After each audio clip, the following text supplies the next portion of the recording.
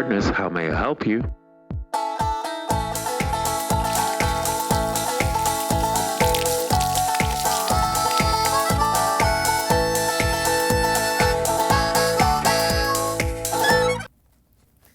Good evening, Winnipeg, and welcome to the fifth and final installment of Calling All Gardeners. This is the Call-In Garden Show. So what we do here is we take your calls and your emails, and with your questions about your gardens or your flowers or what have you, and we always bring extremely knowledgeable panelists to help us answer those questions. And today, no different than any other week, we've got a stacked lineup of panelists. Starting with our return champion, Laura Reeves. You've been here before. You grew up in East St. Paul. Your dad introduced you to kind of the wonders of nature. You've got a degree at the University of Manitoba in botany. And why don't you tell us what town you're from? I'm from Gardenton. She's from Gardenton. Okay, so I mean, that should tell you she knows a thing or two about gardens. You own Prairie Shore Botanicals. What's that? It's a business I run where I do wild edible workshops. I do a lot of wild edible teachings and wilderness skills. Stuff that you can find in the wild and eat. Exactly. Yep. All right. And you're going to tell us a little bit about snacks tonight, right? I will. All right, great. Dr. Ava Pip? Is it Ava or Eva? Eva. Eva, okay. I feel like I could ask you that question before we started taping, but hey. I'm flexible. There you go. All right, very good. You are a professor at the University of Winnipeg. Yes. Specializing in toxicology, water quality, as well as botany and plant physiology for 40 years. Yes. You've also taught for the Master Gardener program, and you're a member of the Board of Directors of Gardens. Gardens Manitoba. Gardens Manitoba. I'm just going to go on a hunch here. I think you know a thing or two about gardens. Am I right? I think you'll be able to answer people's questions. I hope I do. Okay, all right. You're not an imposter. That's what we're saying. You've got your own garden in the Beausejour area. What are you growing this year? Oh, I grow vegetables. I grow most of my food for the whole year. I'm a vegetarian primarily, and I have a huge flower garden, and also I have a large pond. I do a lot of water gardening. And I also do restoration ecology. I have a 15-acre field at the back of my property that I have been restoring back to native habitat. Wow. Okay. So you are busy gardening. Definitely. Yeah. How's the year been so far? The year so far seems to have started very late. Everything seems to be behind the other years, mostly because of the wet weather that we've had lately. But hopefully things will catch up soon. Hopefully. Beautiful day today, so. Yeah, and we're here. I know. We're stuck inside the studio answering your questions. Send thank you letters to Shaw at, no, I'm kidding. Up last, we've got Carol Bender. You got into gardening. Why did you get into gardening? It says here on my card that your husband didn't get you flowers one year. That's the truth. And you said, screw you, I'm going to grow my own flowers. I didn't quite phrase it that way. Okay, all right. But yes. All right, there you go. Well, that's a good way to get into gardening. You're one of the founding members of the Daylily Gardeners. Yes. Oh, it's great. the Daylily Garden in Beausejour. And the idea started in 2002. And I'm one of the original people. It's an amazing thing what the volunteers have done there. So I'm very proud of them. Great. And you're here to talk about some daylilies today, right? Yes. Excellent. And you've got some work coming out in the June-July issue of Our Canada? Yes. We were, Beausejour has been featured. We have a 2-page spread on the gardens. And it's really nice. It's the June-July issue. It's in newsstands now. And it's very nice. We're very proud of it. Excellent. Well, check it out for those of you at home. Take a look at that. You might learn a thing or two about a thing or two. Like I said, this is our last show, and we're going to try to tackle as many calls as we can. But if we do miss your call, we do apologize. Make sure to call in next week. Kidding. There's no next week. You're going to have to either go to one of their greenhouses or find them on the street. But if you are our call, try to do that. I mean, don't be too creepy about it. If you are a caller tonight, though, try to limit your question to just one question, all right? Because we've got a lot of questions to get to, so ease up on the follow-up questions. One question just came in from Donna, and she's asking where she could find the white cucumbers mentioned in last week's show. Last week we had Colin Remyard from St. Leon Gardens, and we're sure many greenhouses could help you out with this, but he was there, and he mentioned it. So, yeah, maybe Yeah, maybe start. Actually, I'd like to answer that. Sure. There are a number of different varieties of white cucumbers. One is called long white, which is an excellent cucumber. It's very prolific. One plant will give you more than 100 cucumbers in a season. There is also salt and pepper. And probably the best time now, because we're so late in the season, is if you look on the internet, there are a large number of suppliers, and you can find where the best price is and if they can ship those seeds to you quickly, because we're into June now, so it is kind of late to start them now. So you missed the boat this year, Donna, but hopefully next year you can get some white cucumbers going. Because do they taste different than the green cucumbers? Yes, they are very mild tasting. Okay. And they, for people who have digestive problems, issues with cucumbers, burping and things like that, the white cucumbers are for them because you do not have those issues with the white cucumbers. All right, looks like I got to grab some white cucumbers on the way home. We're going to get to calls in a moment, but first, Laura Reeves is here from Prairie Shore Botanicals, and you're going to tell us about your top 5 useful weeds? Yes. All right, and you brought some snacks. I did bring some snacks. You probably don't want to eat them quite as they are, except for the purslane pickle sticks. But yeah, if you can show the picture of the lamb's quarters. Lamb's quarters is one of my favorite weeds. It's very prolific in gardens. And it's known by several names. It's known as pigweed, lamb's quarters, goosefoot, and also wild spinach. It's related to spinach. It tastes similar to spinach, but better. And it's also more nutritious than spinach.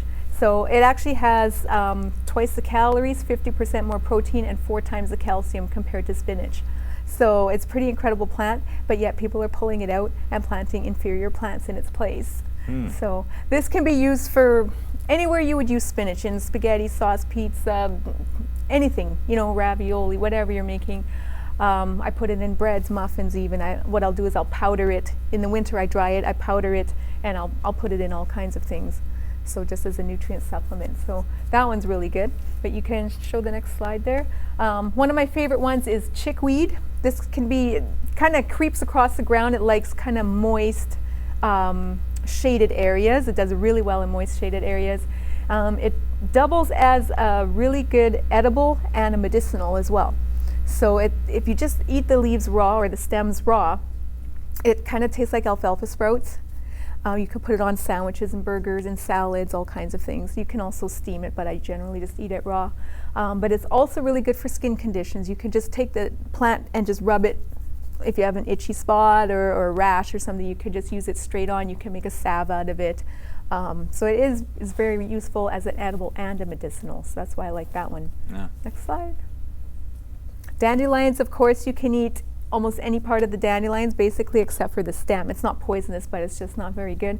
You can make fritters out of the flowers. You can make tea out of the roots. You can roast the roots. These are the roasted roots right here.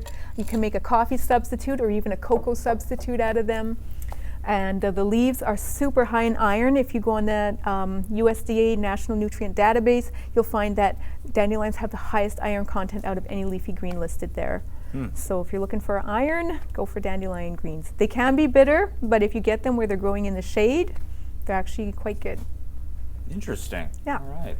I should stop mowing them down with the lawnmower now and get rid of them. Maybe make some snacks. What's that last jar that you have there? Well, this is the lamb's quarters. This is just dried. I try to dry most of my herbs because they have better keeping power that way. Okay. In my area, power tends to go out. There was one year the power went out for 5 days. If it was winter, if I didn't have a wood stove, all my canning stuff could have frozen. If it was summer, everything in my freezer could have frozen. So I try to go with the dried as much as I can. Yeah.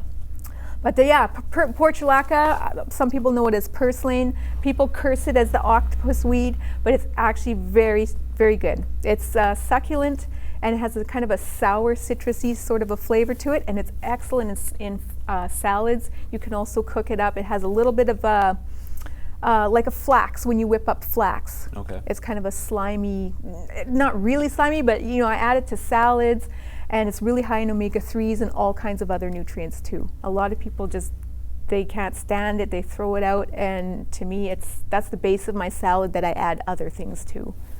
Interesting. It's really good. And the last one is stinging nettle. A lot of people don't think stinging nettle is edible because of the stinging hairs on it, but once you cook it or dry it, those stinging hairs are useless. So it makes a really good addition to soups and stews and almost anything. Here I have it, I dry it and often I'll powder it and then I'll just sprinkle it on pizza or spaghetti or anything like that. It actually has 50% more calcium than milk, cup for cup, of blanched leaves. So it's pretty powerful and very nutrient dense. So those are my favorite weeds. Well, thanks, Laura. I have a question though. Like, there are some weeds that are poisonous, right? You know, garden weeds, I can't think of anything offhand that would be Okay. poisonous in the garden. Yeah. But, I mean, I don't know what everyone has in their garden, so I can't say everything's edible. But Okay. in my garden, I don't have a single weed that's not edible. Because I was just wondering, like, how you found out that this stuff was edible. Like, if it was just trial by error, or just No, like.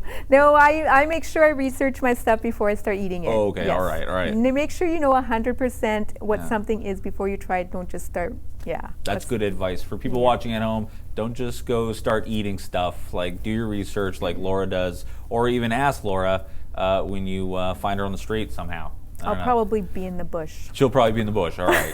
So just head to your local forest. She'll be in there. If you've just joined us and you're wondering how you can call in, take a look at this break video. It should break it down for you. Do you have a gardening question for one of our experts on the show today? We would love to hear from you. Please phone in to register your question by dialing 204-480-3500. Leave a message and volunteers will call you back as soon as they can. That's when we put your question out live on air. You can also register your question online. Go to shaw.ca/Shaw TV Winnipeg or check our Facebook page.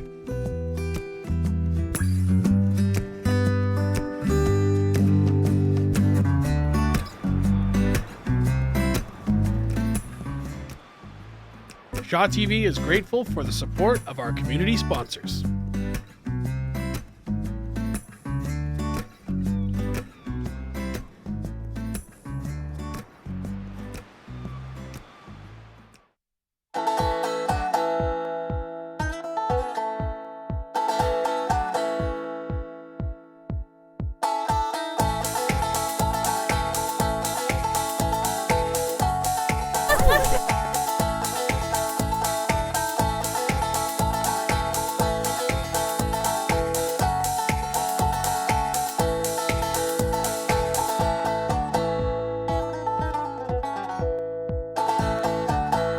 Mic is working. That was very subtle, camera guy. Thank you for that.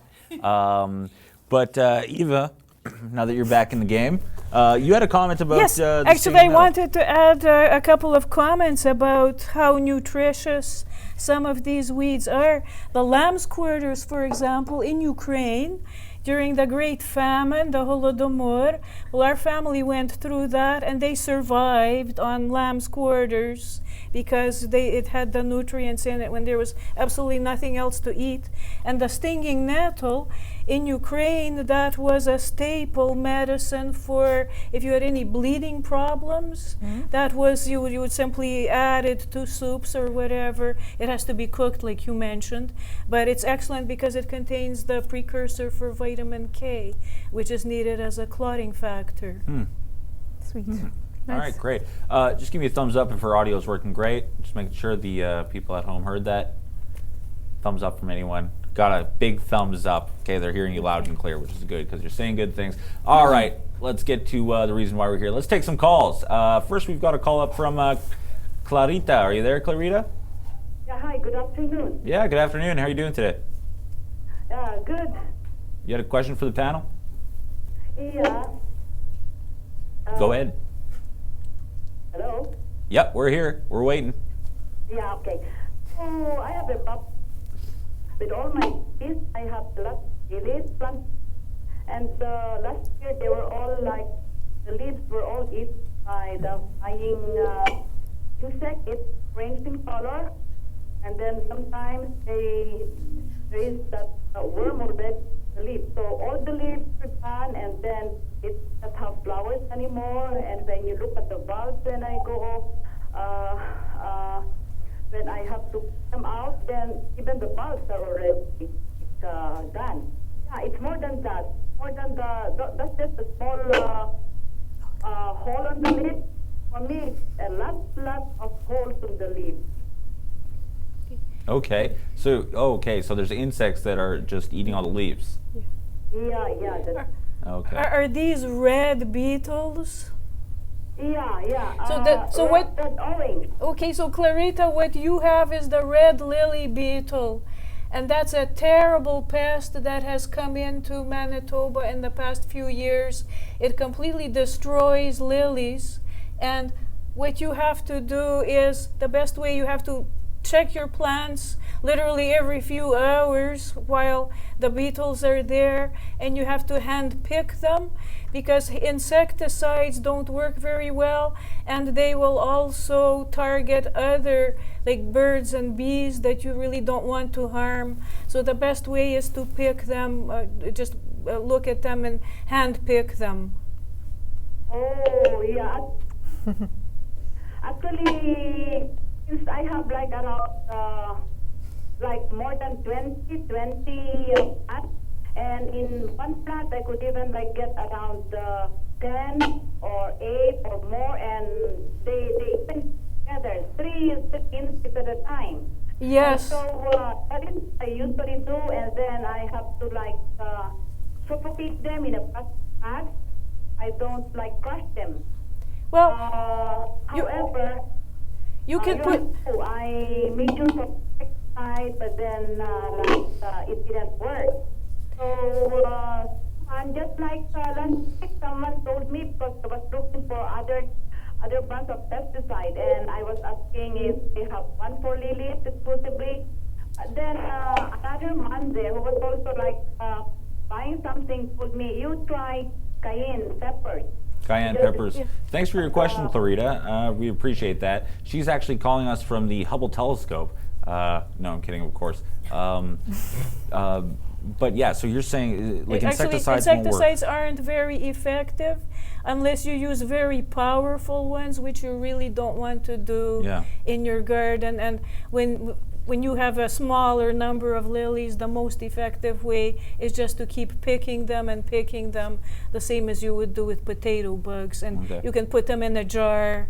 You don't have to squash them if that makes you squeamish, but you have to keep picking them. That really is the best way to do it. Yeah. Because even if you use insecticide, you have to make sure that the insecticide gets sprayed on every single insect in order to kill it, and a lot of them will be hiding under the leaves or at the base of the plant, so it's just best to keep picking them. Sure. Well, I hope that answered your question, Clarita. Hand-to-hand combat is the way to go on this one. No chemical warfare. Up next, we've got Florence on the line. Are you there, Florence?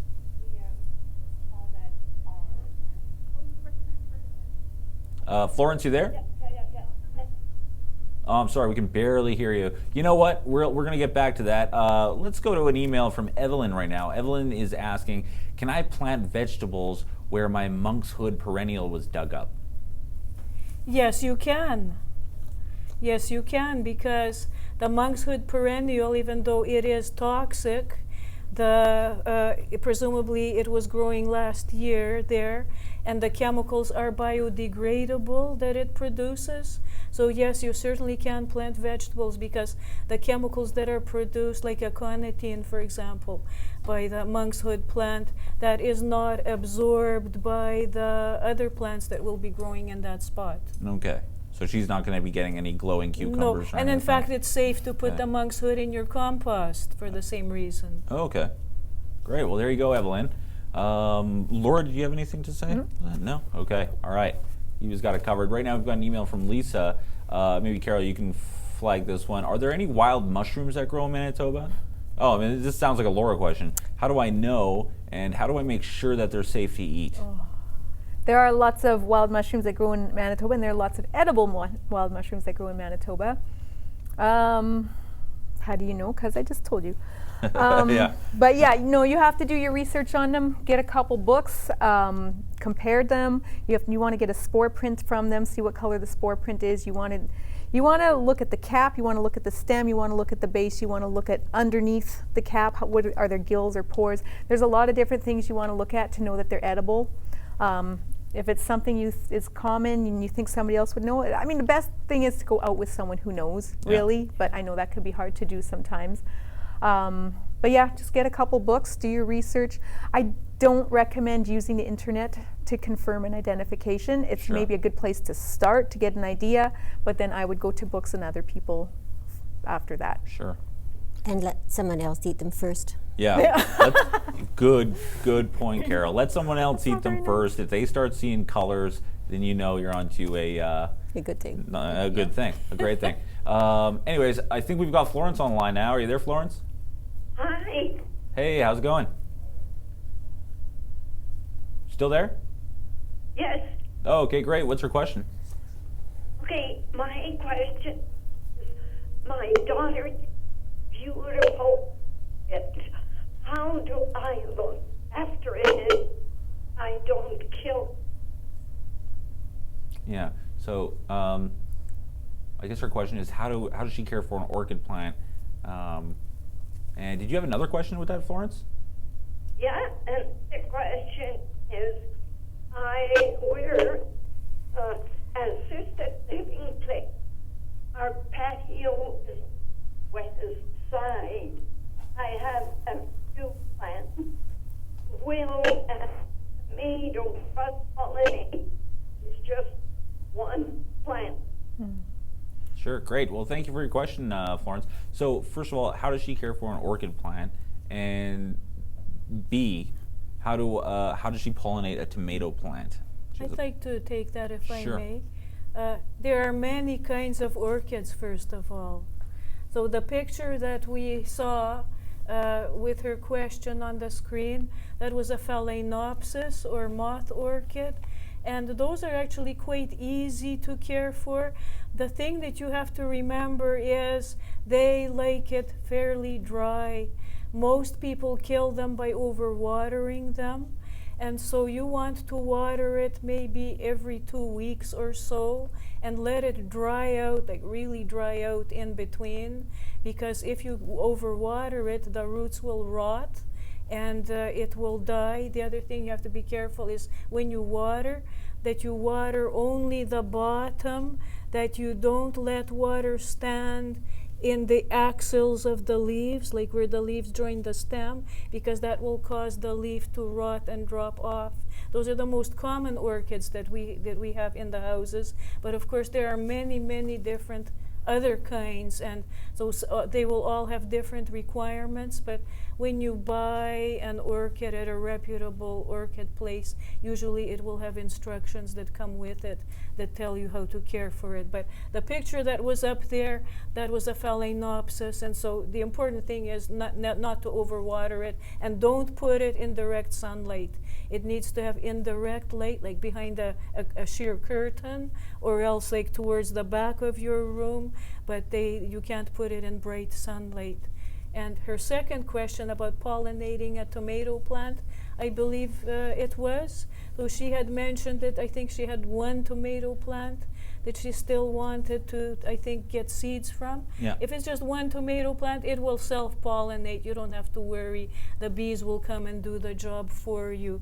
If you're growing a number of different varieties of tomatoes, though, you have to remember that they are able to interbreed with each other, and so you don't want that. Yeah. So normally what you have to do then is, as soon as the first flowers open, you hand pollinate. You take like a Q-tip, a moist Q-tip, you take some pollen from the one flower, put it on another flower of the same plant, and then you put like a muslin bag or something over it so that pollen from other plants can't get on it, and that way it will breed true.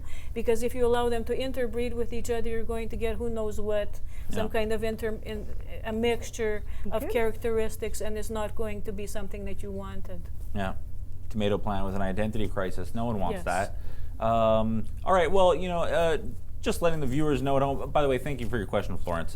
Questions. A lot of the shows you're seeing on Shaw TV are created by volunteers, just like me. I've said it many times. I am not getting paid for this. This is that I got pizza in the lobby, but that's it, which is all I require. If you would like to volunteer and you want to participate in local television production, just please email createtv@shaw.ca, and you could be where I'm sitting. I mean, not if I can help it. because I'm going to fight for this spot till the death. We're going to change pace for a moment here, and we're going to learn a bit more of the art of companion gardening with Dr. Eva Pip. And you're going to tell us about companion gardening. Why don't you tell us what that is? This is especially of interest for people who have very small gardens, where you have plants that are growing close together. And so we have to remember that plants are social creatures, that just like people, they like others and they hate others. And you have to be aware that you don't put enemies together, you want to put friends together. That's the basic essence of companion gardening. So you're placing different species next to each other so that both of them will benefit. And they can benefit in different ways. Some plants actually produce chemicals called allelochemics that will be antisocial compounds for other species of plants. But you can also have friendly compounds that plants produce, and they help to promote each other's growth. And then there are other ways too that they can help each other out. For example, one species can attract pests away from another species. It'll be the hero plant. And so it is very good for us to know about some of these kinds of pairings so that we can get the most out of our gardens. Again, as I said, if you have a very small garden. Could we go to the next slide, please? So for example, onions, they love beets, carrots, lettuce, cabbage. Some are savory, but you don't want to be planting them next to beans or peas. Could we have the next slide, please? Yeah, there you go. Okay, so if we're talking about garlic, okay, there are a number of benefits to having garlic in your garden. It will deter all kinds of pests, including deer. And then incidentally, if you have vampire or evil spirit problems, garlic is also good for that. Could we Tell me about vampire problems. Could we have the next slide, please? Beets. So beets like to grow where you have a lot of good fertile soil. You have to remember you don't over-fertilize with nitrogen, because in that case the beets can become unhealthy to consume. And so they, with runner beans, you have to also watch where you plant the beets. We'll just go through these slides quickly. And if you would like, you can always go on YouTube or reruns for this information if you want to see it again. Next slide, please. Okay, so brassica, cabbage, that whole cabbage family, this is very important for nutrition for us in our gardens. So again, we have to be cognizant of the fact that there are a number of plants that we really don't want to be planting them near. And the next slide, please. And so if we're talking about the cucumber, pumpkin, melon family, so again, there are issues that you have to be aware of, which I've listed there. Again, you can look at this in greater detail if you're interested in this. Next slide, please. And then carrots. Carrots do well beside things like lettuce and chives and peas and tomatoes. But remember, you don't want to be planting your dill next to your carrots. Next slide, please. And then tomatoes. Tomatoes like onions and carrots, cucumbers, parsley, asparagus.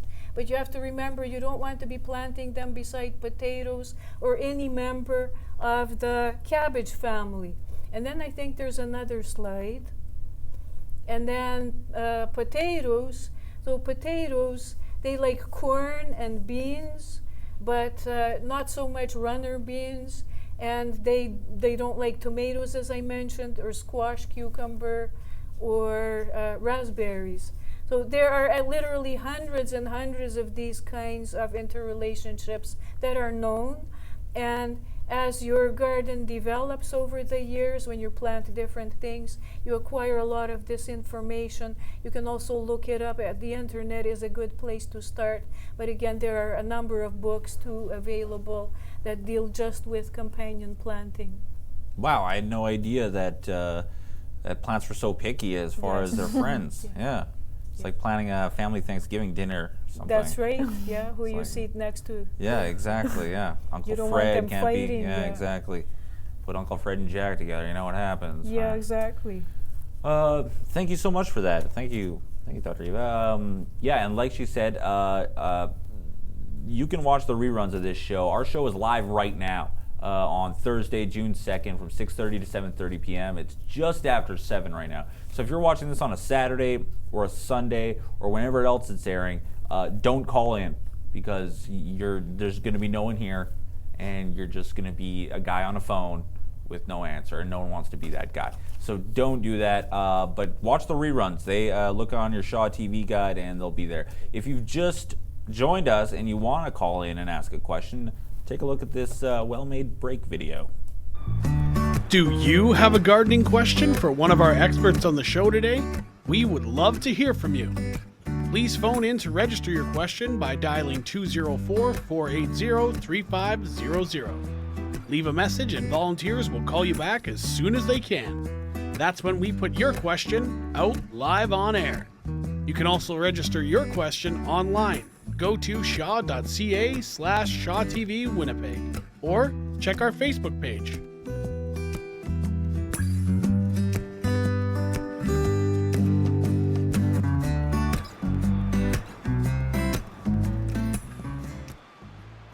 Shaw TV is grateful for the support of our community sponsors.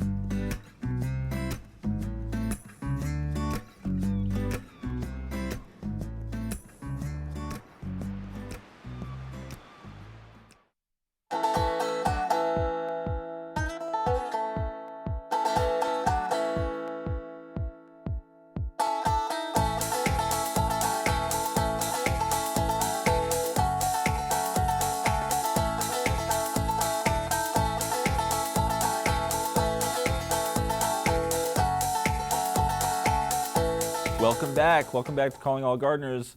This is the Call-in Gardener show, like you just learned. Right off the bat, let's go to an email from Gerhardt. He asks, what can I do to preserve my gooseberries? He's got gooseberries. How does he keep them in great gooseberry shape? They develop fungus or they fall off before they mature. So Gerhardt's got a fungus on his gooseberries, and he needs help with that. How would you handle that?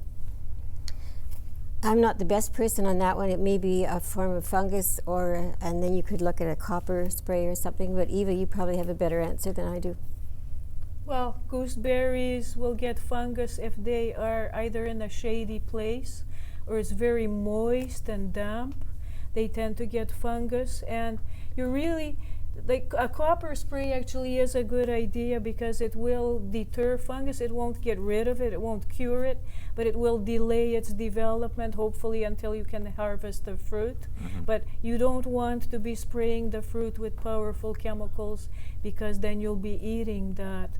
So you have to make sure your gooseberry is in a nice sunny location and also in a location where there's a lot of airflow. Right. Yeah, okay. That makes sense. Hope that answered your question, Gerhard. In fact, I know it did, so don't even act like it didn't. Up next, we've got Sherry on the line. Are you there, Sherry? Hi there. How you doing, Sherry? I'm very good. How are you? I'm doing pretty good. Thanks for asking. You can Do you have a question for esteemed panel? Yes, I actually bought my house a couple of years ago, and I have a north-facing house with a center step, and the northwest side of the house doesn't get a lot of sun, and there's a flower garden in there. Right now I have ferns and hogs, some spice-green iris seem to do well, some pixie, smaller plants, I can't think of the names now, but everything seems doing well. I put a gooseberry in last summer, but I'm thinking I'd like something with more color, closer to the foundation. It might fit taller. It doesn't get a lot of sun. Doesn't get a lot of sun. Okay, great. Thanks for your question, Sherry. So what kind of plants grow best in the shade? What can she plant there that's not going to get a lot of sun, but she still wants something to grow? Well, in the spring, as long as there's suitable air and drainage, bleeding heart will do well in the shade. It's short as far as the blooming season, but it's something very nice. Okay. The lungworts, they do have colors on those, as you know. They're either mauve or pink. They're short. Other ones that would be tall, Astilbe. yes. I have trouble getting that puppy to grow, but yes, the Stilby will work well. And then there's Why do you have trouble getting Simisifuga. it to grow? Pardon? I'm sorry, why do you have trouble getting it to grow? I don't know if I knew the answer to that, it would grow. Good point. And Jacob's Ladder is another one that it grows fairly tall, and it's a very nice plant. And then there's Simisifuga, which likes shade, and it's a very pretty plant as well. And goat's beard, What is it called? Simisifuga. It starts with a C. Okay. Simisifuga. I really don't do well with common names, I'm afraid. I tend to be the botanist-oriented type. And also goat's beard, Aruncus, will do well in the shade as well. Okay. How tall is that get? Perfect. Well, Actually, it can get, goat's beard can get up to about 1 meter or so tall. great. Well, thanks for your question, Sherry. Hope that answered it. Yes, Is thank there you very something much. to start No with? problem. Yeah. Start growing plants in the shade, or just go to a goat and shave it and take his beard. Ha ha ha. We will add the drum fill in later. Right now, we've got an email from Melanie. She says the top of my 10-year-old paper birch tree died off last year. Can I still save it? That sounds like birch minor, and I don't know if you can actually save it with any treatment. Are either of you aware of a treatment that'll work on it? I'm not It's a familiar with slow that. death, basically. Yes, Yeah. it's- And much as I hate to see it go, but it's probably going to die before very long. This is what happened to all of our beautiful weeping birches in Winnipeg that we used to have 10, 20 years ago. That birch dieback disease, it's caused by a boring insect. Like not boring, uninteresting, but bores Yeah. into the wood. And, Sick of hearing that and insect. unfortunately, once that has started, that is a death sentence virtually for the tree. Would a systemic work in that situation? Well, not once that they're in already, once they've infested the tree. In that case, it's very hard. There are some preventive measures that are systemic, but then you have to predict Yes. that the disease will strike. Not the news you wanted to hear, Melanie. Sorry about that, but it looks like that tree has had it. R.I.P. tree. That is too bad. Right now, we've got an email from Jim. He asks, do you have any suggestions for low maintenance plants for the cottage? So he's only probably going to be there maybe every weekend, maybe every other weekend, and he needs some plants he can plant around but not have to keep an eye on them every day. If I was looking at something for the cottage, I'd look around in the woods and the surrounding wild areas and pick stuff from, not pick stuff, but select stuff that's growing there because Sure. it's already doing well on its own. And I would plant native stuff, Manitoba native stuff. I'm not sure where his cottage is, but maybe he's got some wild ginger or something that grows in the woods around his cottage, and just plant them in your flower beds. It'll look a little more natural and it'll do very well on its own. Great. So- Oh, Just yeah, kind no, of go ahead, watch for the Carol. conditions that it's already growing in. If it's in shaded areas or light, full sun or whatever, and plant it in similar situation. It's got the right soil type. It should have the same soil type as where it's naturally growing, and it would do very well. Sure. Carol? Something else to consider, that's a good place if you've got Bishop's goatweed. It will survive pretty well anywhere, and it'll look good under trees and whatnot. If you've got full sun, then some of the heritage daylilies, especially along a water shoreline, they are hardy and they'll bloom most of the season, and you don't have to do anything with them. So that's another possibility. Well, there you go, Jim. No shortage of options for your cottage. Up next, we've got Randall on the line. You there, Randall? Sir. How you doing today? Well, not too bad, sir. Oh, very good. Very good. You have a question for us? Yes. I've been living in this last place for years, and also the side of CR. and I spent it out there to get rid of that. I like that into it, that, but do that. But I put it to the bud.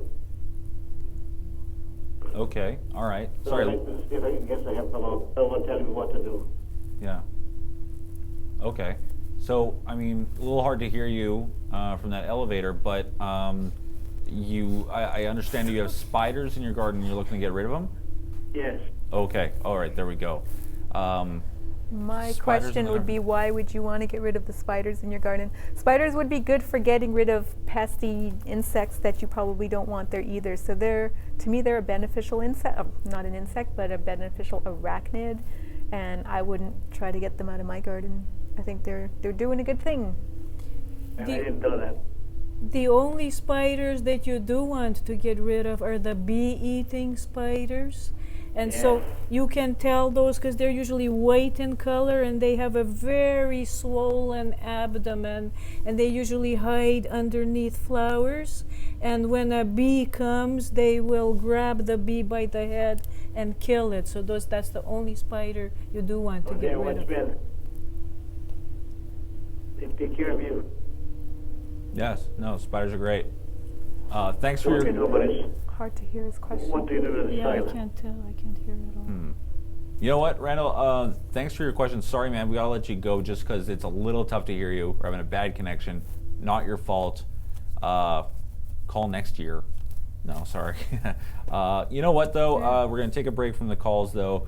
Really sorry about that, Randall. Our final presentation of the show, and we've had a great time all 5 weeks. This is the final presentation ever for this year.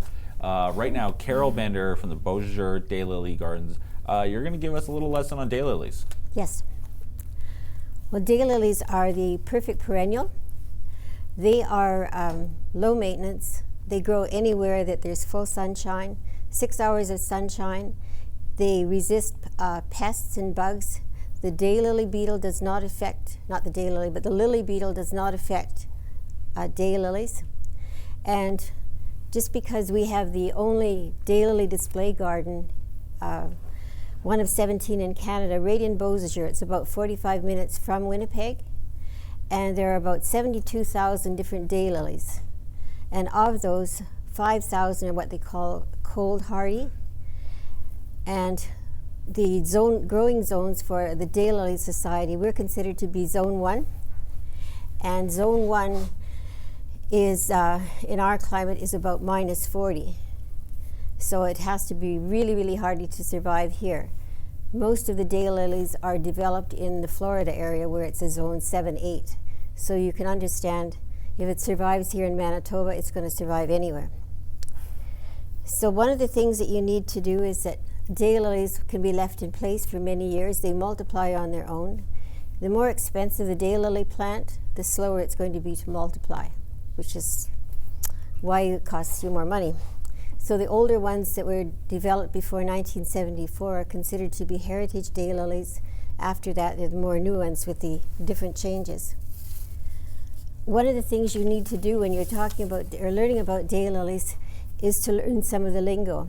So there's what they call dormant daylilies, semi-evergreen, and evergreen, and that describes the foliage. A dormant one means that the leaves die down right to the ground and come back in the spring. Semi-evergreen means that the last 4 inches or so will stay green and it'll come back in the spring. And evergreen means that it's going to stay green. Now that's fine in Florida, but in Manitoba, they are all dormant. They may come back in the spring.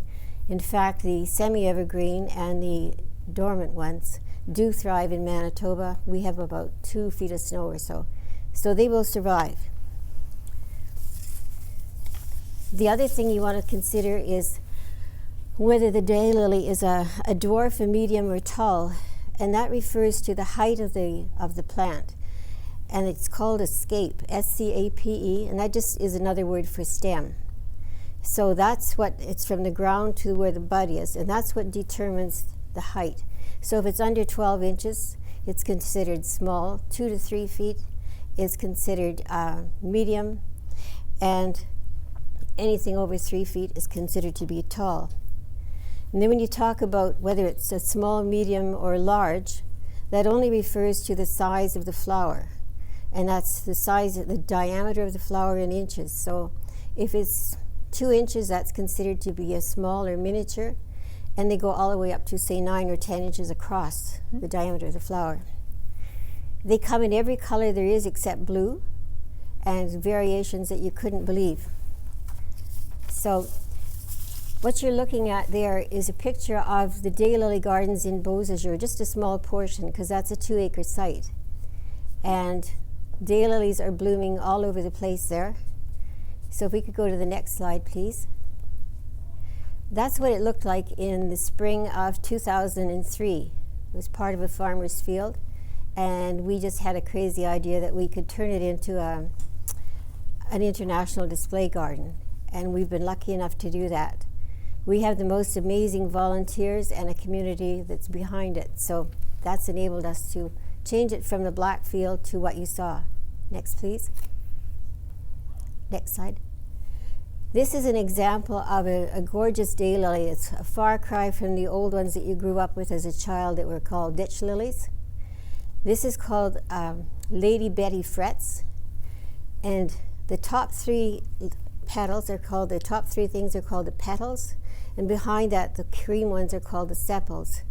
And when you get into daylily lingo, where you see the green part, that's considered to be the throat, and then the red part is considered to be the eye or eye zone. You get to the edge then, and it's ruffled, and in this case it's 2 colors. There's a red and a yellow eye zone. Next, please. In fact, that particular one, when it went to daylily auction in 2005 or 6, somebody paid $4,500 for the naming rights. Next slide, please. Was that, who was that lady? No, Lady? Oh, he chose the name, but yes. I believe this one is Strawberry Candy, and it's very hardy in Manitoba, and we have it at the gardens as well. In fact, most of the ones you see are blooming at the daylily gardens. Right now you'll see nothing but iris and peonies and lilacs and cherry blossoms. Next, please. Again, this is another shot of Strawberry Candy. That wooden sign you see is the sign that each one of our Garden Angel volunteers gets. And every sign is unique, and it has the name of the person who's looking after that section. Next, please. This one is another daylily. This is a miniature, and it's called Happy Returns. It will bloom most of the summer. And the yellow daylily there is, the flower is edible and has a slight lemony taste. Next, please. Yum. This one is called El Desperado. And you'll notice there's a burgundy wire rim around the edge. So when you go to a shop, if it's got a label on El Desperado and it doesn't have that wire burgundy rim, it's probably mislabeled. Next. That's what El Desperado looks like in a field planting. So it does grow in the gardens and has grown there for years. So you can see it's about 24 inches tall. How many more, or how many seasons of the month does are the daylily gardens open in Beausejour?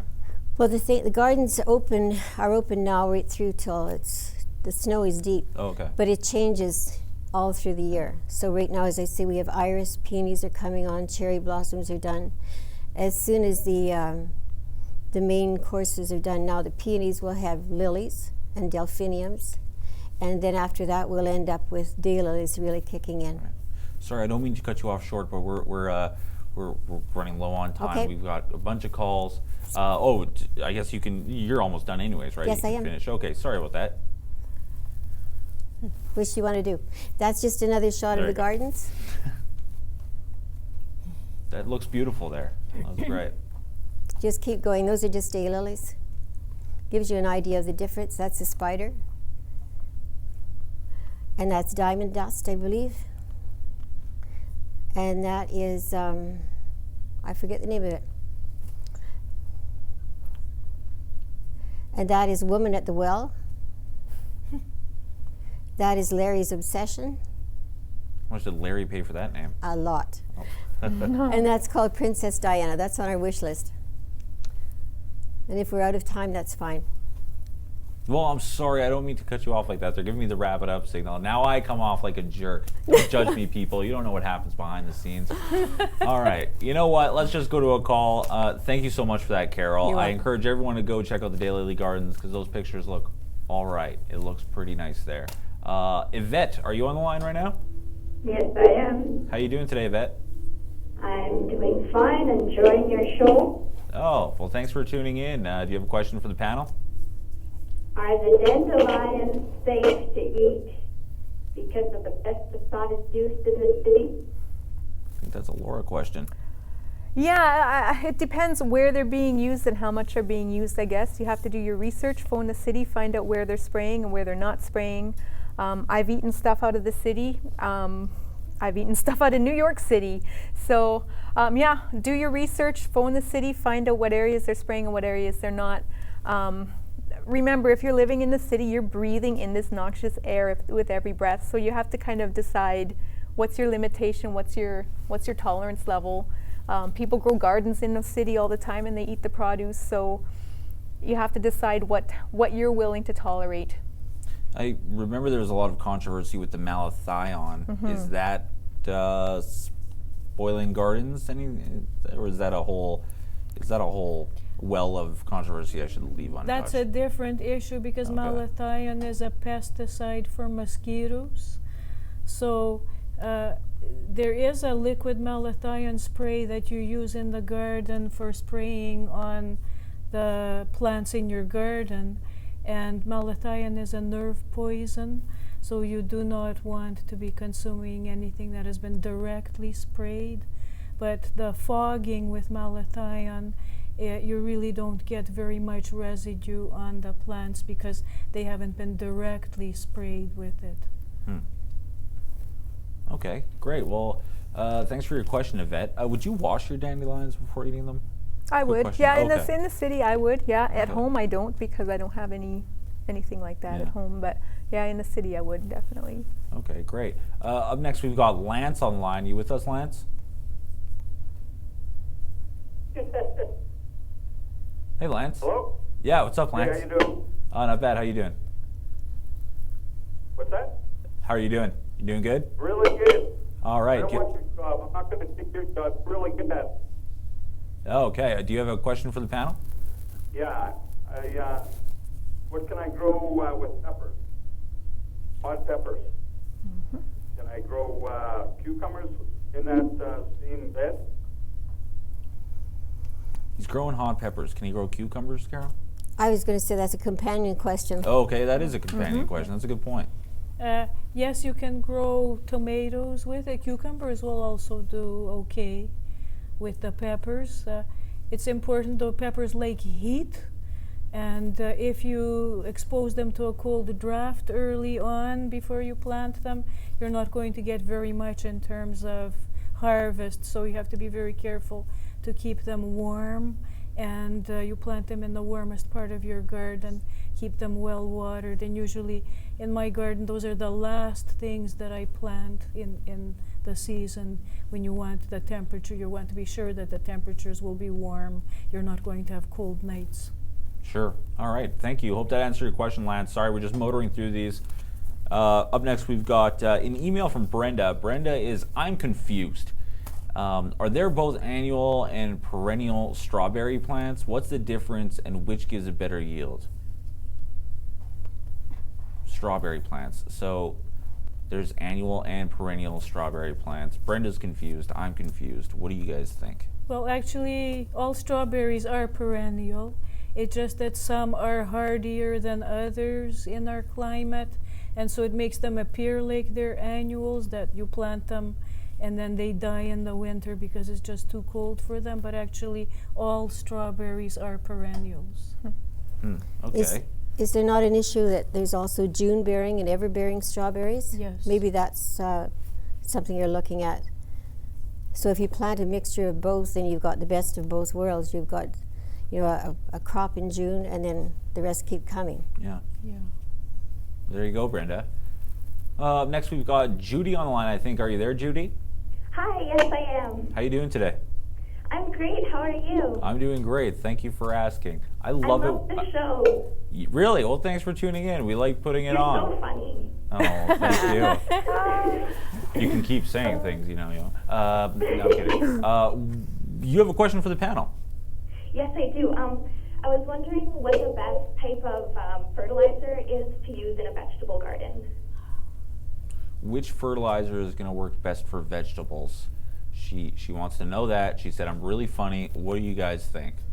Well, first thing to remember in a vegetable garden is you do not want a high nitrogen fertilizer because it gives you lots of leaves but not much in terms of fruit.